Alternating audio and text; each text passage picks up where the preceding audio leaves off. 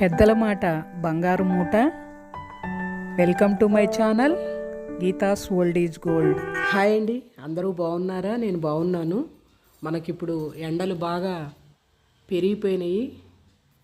చలువ పదార్థాలు ఎక్కువగా తీసుకోవాలి. ఎక్కువ శాతం మజ్జిగ పలుచగా చేసుకొని మజ్జిగ తాగుతూ ఉండాలి. నేను ఎక్కువ పొట్టు మినపప్పునే వాడతాను. మొన్న చూస్తే పొట్టుపప్పు అంతా మినప్పప్పు అంతా పురుగు వచ్చినట్టుగా ఉంది. అందుకని చెప్పి ఎండలు ఎక్కువగా ఉన్నాయిగా ఎండలో పోసాను. ఎండ తగ్గాక పైకి వెళ్ళి ఈ పొట్టు మినప్పప్పు అంతా చెరుగుతున్నాను. పొట్టు మినపప్పు 2 కేజీలు అలా మనం తీసి పెట్టుకుంటాం కాబట్టి మధ్య మధ్యలో చూసుకుంటూ ఉండాలి. వాటిని ఎండలో పోసుకుంటూ ఉండాలి.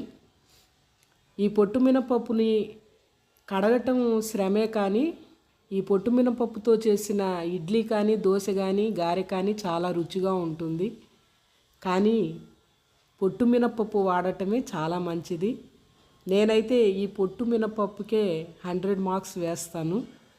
ఇదే వాడతాను. ఇక ఆ పొట్టు మినపప్పు చెరిగాక ఆ డబ్బాలోకి ఎత్తిపోసాను.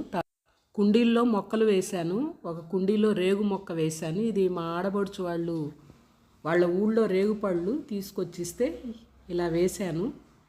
నేలలోనే వస్తుందేమో అనుకున్నా, తొట్లో రాదేమో అనుకున్నా ఈ రేగు మొక్క. కానీ తొట్లో కూడా బాగా వచ్చి కాయలు కూడా కాసింది. ఎంత తీయగా ఉంటుందో ఈ రేగుపళ్ళు.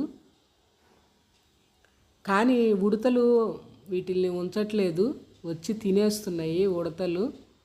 చెట్టు నిండా చూడండి ఎంత బాగున్నాయో రేగుపళ్ళు.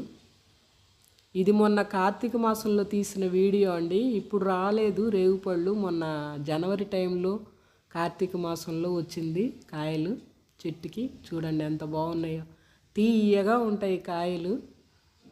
నేను మాత్రం ప్రతి సీజన్లో ఈ జనవరి సీజన్లో మాత్రం వాళ్ళని తప్పకుండా అడుగుతాను. మొన్న కూడా తీసుకొచ్చి ఇచ్చారు మా ఆడబడుచు వాళ్ళు.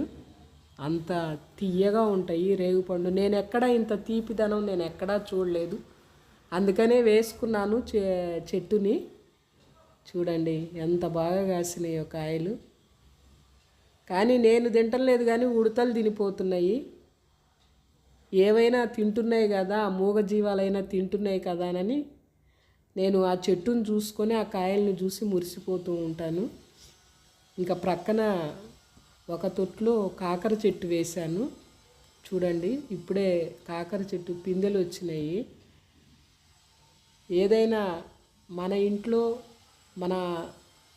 మన చేతులతో వేసిన మొక్కలను చూసుకొని అవి పెరిగాక మనకు ఎంతో సంతోషం కలుగుతుంది. ఆ మొక్కలను చూసుకుంటూ ఉంటే చూడండి ఎంత బాగా కాకరకాయలు కాస్తున్నాయో. నేనైతే చిన్న చిన్న వాటికే సంతోషపడతాను.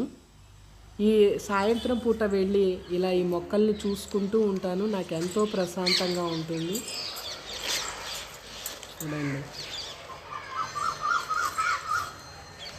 ఏదేమైనా మన ఇంట్లో కుండీలలో పెరిగిన మొక్కలనైనా చూసుకొని మనము ఆ సంతోషాన్ని ఆస్వాదించవచ్చు.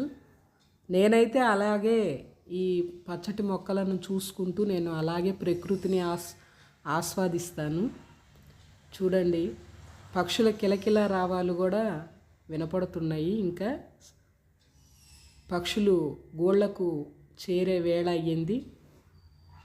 సూర్యుడు కూడా అస్తమించే సమయము 6:30 గంటలు అయ్యింది. పడమటి కొండలలోకి సూర్యుడు కూడా వెళ్ళిపోతున్నాడు. ఇది కలబంద కూడా ఇప్పుడు ప్రతి ఇంట్లో కూడా కుండీలలో వేసుకుంటున్నారు.